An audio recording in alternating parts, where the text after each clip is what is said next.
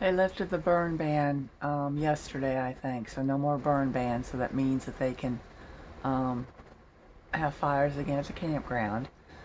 We didn't get rain yesterday, but we had that huge storm the day before.